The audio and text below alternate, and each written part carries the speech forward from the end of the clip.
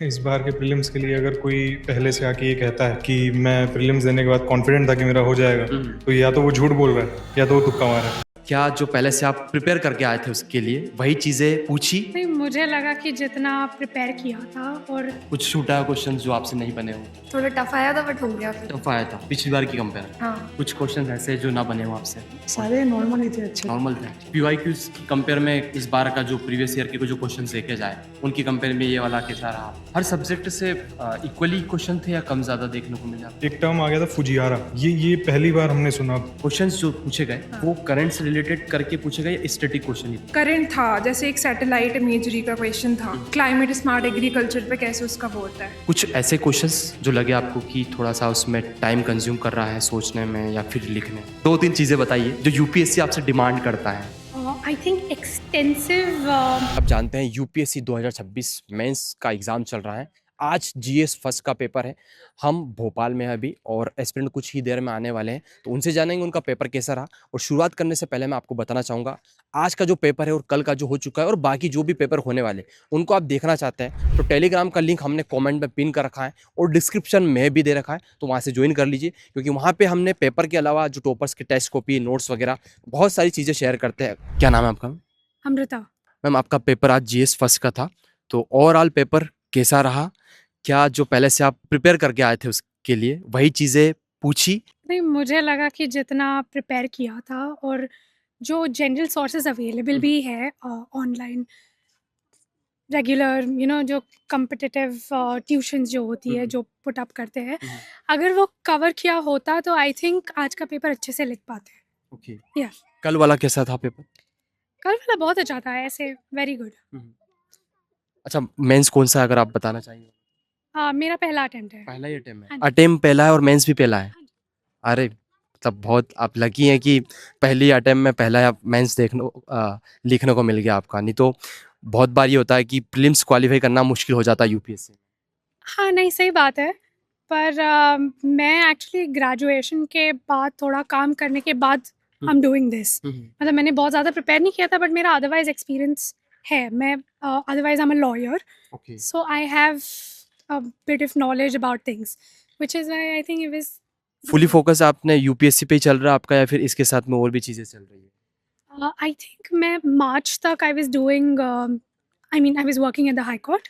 उसके बाद I switch to this thing, full time prep. Time मिल जाता आपको पढ़ने के लिए?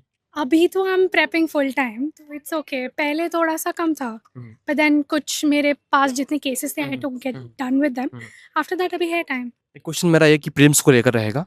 प्रीलिम्स ये कि इस बार बहुत टफ पूछा गए थे अदर जो प्रीवियस ईयर हो चुके हैं उनकी कंपैरिजन में। आपका क्या स्ट्रेटजी था, क्या माइंडसेट था पेपर को लेकर कि आपने क्वालिफाई कर लिया? आई थिंक प्रीलिम्स के साथ ओपन माइंडेडनेस से अप्रोच करना बहुत इम्पोर्टेंट है। अगर हम सिर्फ पीवाईक्यूज़ के बेसिस पे गेस करने का ट्राई करेंगे कि इस साल इसी तरीके के क्वेश्चंस आए तो शायद हम फंस सकते हैं। So I think the most important part is कि ओपन माइंड से पेपर अटेम्प्ट करें, उससे अलग अलग एंगल्स हमें खुद ही दिख जाते हैं। अच्छा, जो स्टेट पीसीएस का एग्ज़ाम प्रिपरेशन करते हैं, क्या वो यूपीएससी और स्टेट पीसीएस को साथ में रख के तैयारी कर सकते हैं? आई थिंक कर सकते हैं, मतलब मैं खुद नहीं कर रही but I know people who are doing it and I think काफ़ी हद तक सिलेबस ओवरलैप भी होता है। But as far as I know, मैं महाराष्ट्र से हूँ, तो आई थिंक महाराष्ट्र में आई थिंक उन्होंने ऑप्शनल सब्जेक्ट कैंसिल कर दिया है, तो आई थिंक वो और मेन स्ट्रीम हो जाता है। तो I think it's possible, very वैसे ऑप्शनल क्या है आपका? लॉ।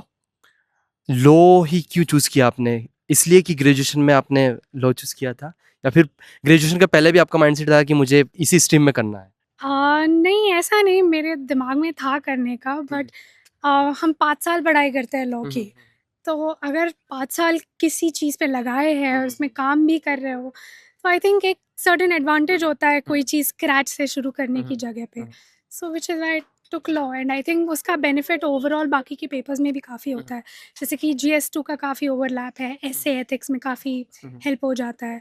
हमारा इंटरनेशनल लॉ भी होता है, तो इवन इंटरनेशनल रिलेशंस वगैरह भी कवर हो जाता है सॉर्ट ऑफ, तो I think is very helpful. अगर मैं सभी पेपर की बात करूँ या किसी पर्टिकुलर सब्जेक्ट की बात करूँ, कौन-सा आपका स्ट्रॉन्ग है कि कमांड अच्छी रहती है कि मुझे ये पढ़ने में मज़ा आता है और ये मेरे लिए टफ पड़ता है? आपने 2 अलग क्राइटेरिया बोली। एक तो ऐसे सब्जेक्ट है जो मुझे टफ पढ़ते हैं बट मुझे मज़ा आता है पढ़ने में, ऐसे सब्जेक्ट है जो इजी है क्योंकि मुझे पता है उनके बारे में, तो उसमें भी मज़ा आता है अदरवाइज। बट मज़ा और टफ होना दो अलग चीज़ है। नहीं, मजा आना मतलब जैसे इंटरेस्टिंग, लाइक इंटरेस्टिंग सब कुछ है। सब कुछ है। नहीं तो कुछ तो लगता है ना कि यार मुझे ये सब्जेक्ट बहुत बोर करता है और ये पढ़ने में मुझे बहुत या समझ नहीं आता या फिर थोड़ा चैलेंज रहता है इसको पढ़ने में मुझे। जैसे हिस्ट्री कितना वास्ट रहता है, पढ़ने में रहता है ना, सबको रहता है, और ज्योग्राफी में थोड़ा सा मजा पढ़ने में अच्छा लगता है कि यार इंटरेस्टिंग है, कुछ ना कुछ जानने को चीज़ें मिलती हैं और थोड़ा सा ईजी रहता है हिस्ट्री की कंपेयर में। I think everything is equally Okay. Fun. पर मेरा अगर आप एडवांटेज पूछेंगे, मतलब मैं जिस चीज़ में अच्छी होता है, आई एम वेरी टिपिकली ऐसे एथिक्स और जीएस2 बेसिकली। 2-3 चीज़ें बताइए जो यूपीएससी आपसे डिमांड करता है। आई थिंक एक्सटेंसिव, मतलब वोरेशियस रीडर होना बहुत ज़रूरी है, काफ़ी अवेयर होना ज़रूरी है, ये सब एक ब्रैकेट में फॉल होता है। तो वो काफ़ी इम्पॉर्टेंट होता है कि एक क्यूरियोसिटी बनी रहनी चाहिए हर एक चीज़ों को जानने के पीछे, या फिर एक कोई चीज़ क्यों काम करती है, कैसे काम करती है, ऐसा क्यों है, वो क्रिटिकल थिंकिंग का एंगल बहुत ज़्यादा इम्पॉर्टेंट है। दूसरा मतलब कंटिन्यूअस, आई मीन ये सभी लोग बोलेंगे but I think consistency is the most important thing. काफ़ी बार ऐसा होता है कि कुछ दिन 12-12 घंटे पढ़ाई होती है, फिर कुछ दिन कुछ भी नहीं होता। इससे अच्छा 7-8 घंटा रोज़ पढ़ लो, that is much better. I think मेरे लिए तो सबसे डिफ़िकल्ट कंसिस्टेंसी वाला ही पोर्शन रहा है अभी तक। सो या कुछ मिस्टेक्स बताएँगे आप? हाँ, या फिर मुझे लगता है नहीं, हुई नहीं आपके द्वारा? नहीं, नहीं ऐसा बिल्कुल नहीं है। अभी तो सिर्फ मेन शुरू है, मैं क्योंकि थोड़ी आपने पहले अटेम्प्ट में ही मैं नहीं, नहीं सिर्फ प्रीलिम्स क्लियर करना, I am not even there yet. अभी तो सिर्फ पहला ही आई मीन 2 ही पेपर हुए हैं, there is a long way to go. So I don't think I am the right person to give an advice at this point of time.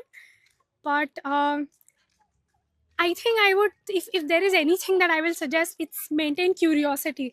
मतलब खुद को miserable मत करो ये पूरे प्रेपरेशन के टाइम में। काफ़ी लोग 1 से 3 साल देते हैं ऑन एन एवरेज, तो क्यों तुम्हें थोड़ा मर मर के जीना है, मज़े लेके जियो। आई मीन पढ़ने में मज़ा आना चाहिए। चलिए, thank you so much and best विशेष।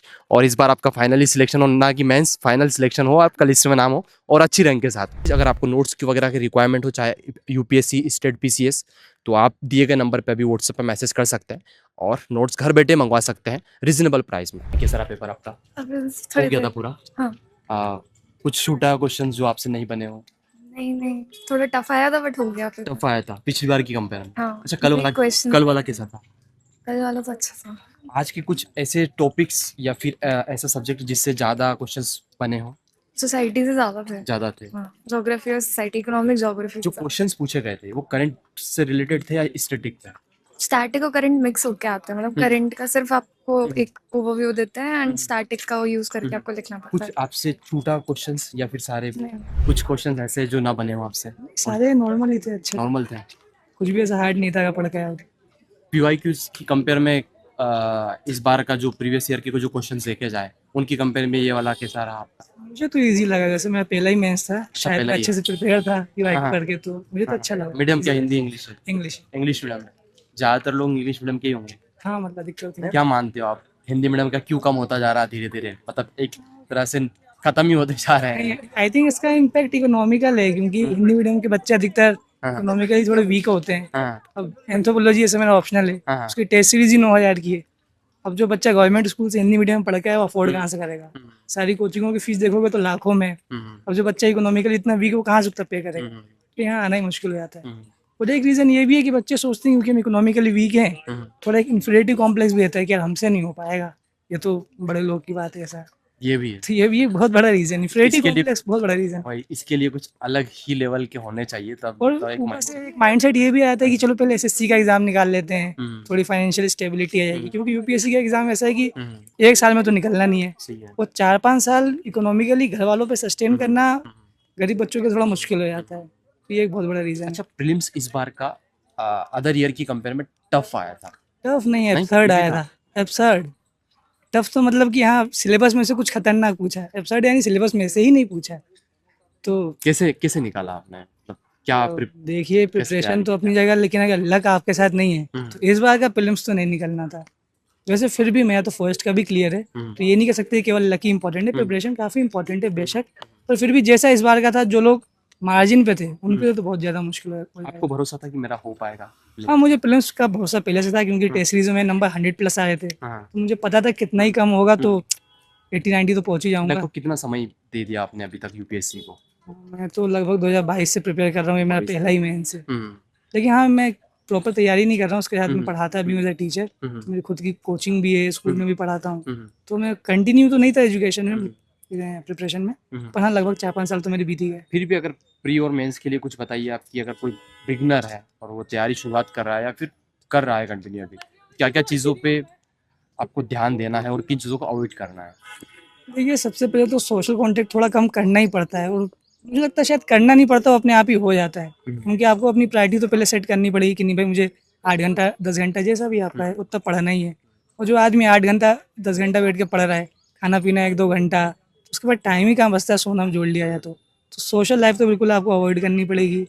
इसके अलावा थोड़ी मेहनत करिए बैठ के, जो आपके कॉमन टॉपिक्स हैं, जो अच्छे सब्जेक्ट्स हैं, जैसे इकोनॉमिक्स हो गया, ज्योग्राफी हो गया, पॉलिटी हो गया, खैर आज का पॉलिटी काफ़ी ख़राब होता जा रहा है, तो फिर भी जो इकोनॉमिक्स है, ज्योग्राफी है, जो साइंटिफिक टॉपिक्स हैं, उन सब पे ज़्यादा ध्यान दीजिए। करंट अफेयर तो खैर बहुत ज़्यादा मुश्किल हो गया है आजकल। ये सर आपका पेपर? ठीक था, मतलब दूसरा मेन से मेरा, हम्म, तो उस बेसिस पे ठीक था। पिछली बार एक्सपीरियंस मिला था, हम्म, तो जो लिमिटेशंस रहे थे उन हम्म, पे काम किया गया है। हम्म। पेपर आसान था, मतलब प्रिडिक्टेबल लाइंस पे था। कल वाला ठीक था? कल ऐसे का पेपर था, हाँ हम्म, ऐसे भी यूपीएससी का मेंस का ऐसा है ना कि प्रिडिक्टेबल रहता है। हम्म, मैक्सिमम वही थीम्स आज भी आई हैं हम्म, जो पहले आ चुकी हैं, हम्म, चाहे वो अशोका, चाहे गांधी, चाहे विजयनगर, कम्युनलिज्म पे, रीजनलिज्म पे, सारे वही थीम्स है जो यूपीएससी पूछता है, तो लगभग वही रिपीट हुई हैं। तो हर सब्जेक्ट से इक्वली क्वेश्चन थे या कम ज्यादा देखने को मिले आपको? देखा जाए तो बैलेंस था, हर एक Balance था। सब्जेक्ट बैलेंस था। एक सवाल अभी मुझे याद आ रहा है, उसका उसको हमें नहीं लगता कि हर बच्चे को पता होगा, किसी को नहीं पता होगा। एक टर्म आ गया था फुजियारा। फुजियारा। हाँ, ये पहली बार हमने सुना। प्रीलिम्स में होता तो शायद ऑप्शन पे हम लोग थोड़ा कुछ देख के टिक कर सकते, बट ये सब्जेक्टिव है, तो उसको टैकल करना थोड़ा चैलेंजिंग रहा होगा, मुझे जो लगता है हर स्टूडेंट के लिए। बाकी तो प्रिडिक्टेबल था। अच्छा, एक क्वेश्चन को अगर देखा जाए तो कितना एवरेज टाइम देते हो आपकी, इतने एवरेज टाइम में कंप्लीट हो जाएगा वो आपका क्वेश्चन? डिपेंड करता है, जैसे 10 मार्कर अगर क्वेश्चन है तो वो आपको 7 मिनट के अंदर करना है, ठीक है। और वही अगर 15 मार्कर है तो कोशिश रहती है कि 10 मिनट के आसपास टाइम में अगर हो जाता है तो वो अच्छा होगा। अच्छा, जो चीजें आप पढ़ के आते हो वो चीजें रिकॉल हो जाती हैं यहाँ पे एग्जाम हाँ, वो प्रैक्टिस के ऊपर है। अगर आपने ऐसा है कि आप एग्जाम हॉल में बैठ के पॉइंट्स जनरेट नहीं कर सकते, लेकिन वही अगर आपने टेस्ट सीरीज में जनरेट कर रखे हैं तो वो रिकॉल होने में आसानी रहती है। तो इसीलिए बोलते हैं कि प्रैक्टिस जितनी ज्यादा आप करें उतना बेहतर है। नंबर ऑफ कितने आप मॉक टेस्ट वगैरह दिए होंगे आपने? मैंने इस बार की बात कर, इस बार हमने 2 कोचिंग का ज्वाइन किया था। एक मेरी वाजीराम, जिसमें मैं पहले स्टूडेंट रहा था, उसके मॉक टेस्ट लगाए थे, और एक दूसरी कोचिंग थी जिसका हमने मॉक टेस्ट लगाया था। अच्छा, प्रीलिम्स के बारे में कुछ बताइए मुझे कि इस बार का जो प्रीलिम्स आया था वो कुछ ज़्यादा ही टफ था, तो आपने कैसे क्वालिफाई किया, कैसे तैयारी किया था इस बार प्रीलिम्स? इस बार के प्रीलिम्स के लिए अगर कोई पहले से आके ये कहता है कि मैं प्रीलिम्स देने के बाद कॉन्फिडेंट था कि मेरा हो जाएगा, तो या तो वो झूठ बोल रहा है या तो वो तुक्का मारा है, क्योंकि इस बार का प्रीलिम्स बहुत हद तक लक बेस्ड है।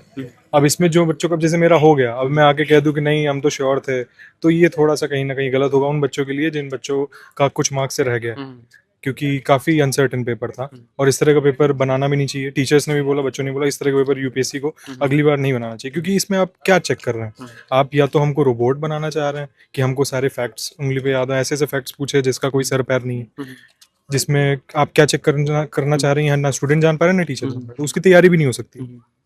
तो बेसिकली प्रीलिम्स इस बार का ठीक नहीं था। पर डे आपको 2 पेपर लिखना हुआ है और वही 3-3 घंटे देना है, प्रेशर रहता है कंटिन्यूसली, इसको कैसे हैंडल करते हैं आप? इसका वही एक ही आंसर है कि जितनी आप प्रैक्टिस करेंगे, जितना आप टेस्ट मॉक लगा लेंगे, चाहे वो प्रीलिम्स हो चाहे वो मेंस हो, आपने जितनी ज़्यादा प्रैक्टिस की है उतना आप कॉन्फिडेंट फील करेंगे एग्जाम हॉल में। और बाकी आप जो बात कर रहे हैं कि बाकी एग्जाम्स की, जो बच्चा इसकी एग्जाम की तैयारी कर रहा है वो कहीं ना कहीं अपने स्टेट बीपी से तो वो भी देता ही है, और प्रेशर वो एडेड इसलिए आ जाता है क्योंकि हम लोग जो अपना पूरा साल है उस एग्जाम को देते हैं, और वो डिसाइड होता है 3 घंटों में या कुछ घंटों में, तो इसलिए थोड़ा एक प्रेशर आता है, लेकिन उसको प्रैक्टिस के साथ हैंडल किया जा सकता है। क्या नाम है आपका? खुशी पाठक। कैसा रहा आज का पेपर आपका?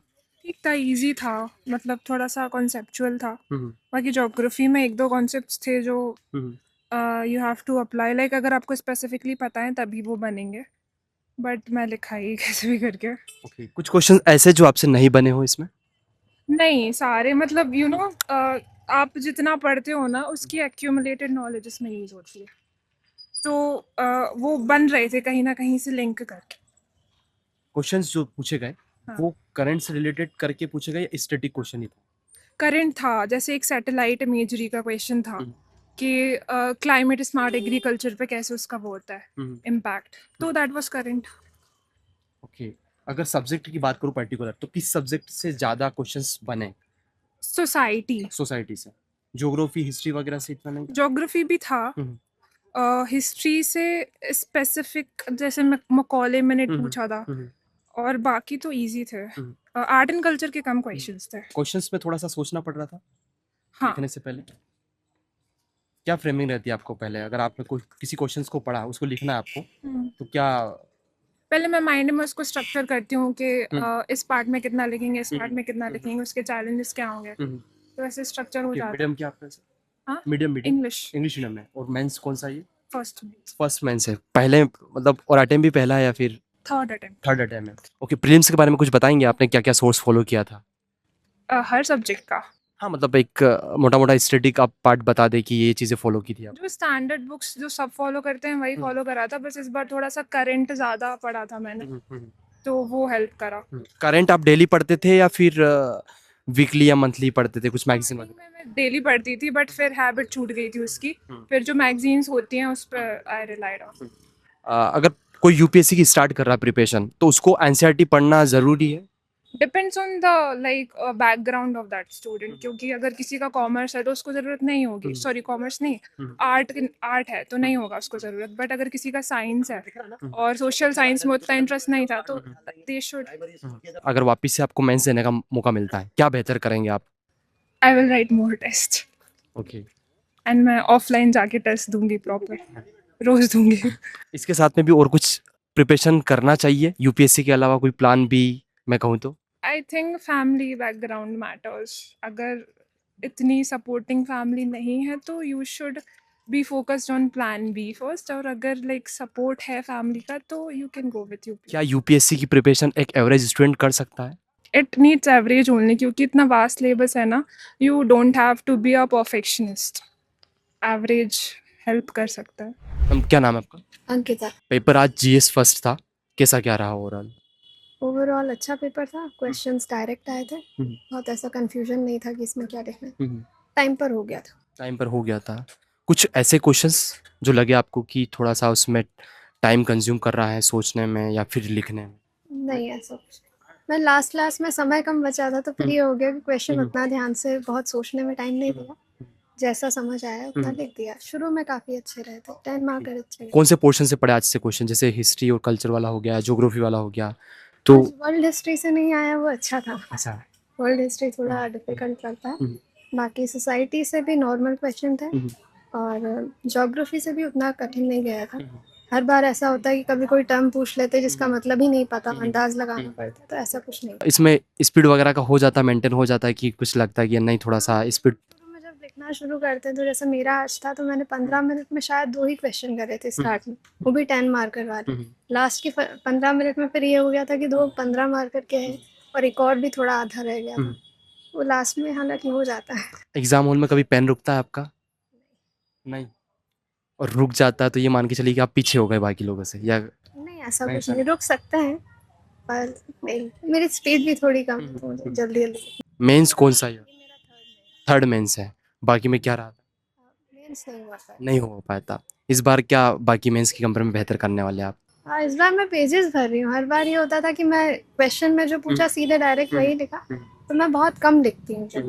अभी ये हो गया कि नहीं, थोड़ा उसको एक्सप्लेन भी करना चाहिए, आपको आगे क्या करना चाहिए, और नहीं भी पूछे तो मेजर्स बताने होते हैं, मैं पहले नहीं लिखती थी, अब लिख रही हूँ, थोड़ा डेटा कोड्स वगैरह ऐड कर रही हूँ। एक चीज़ जो मुझे लगता है और हो सकता है हर स्टूडेंट को लगता हो कि जो मेंस का आपका एग्ज़ाम चलता है और जो प्रेशर रहता है, उस चीज़ को आप कैसे हैंडल करते हैं जो एग्ज़ाम हॉल में?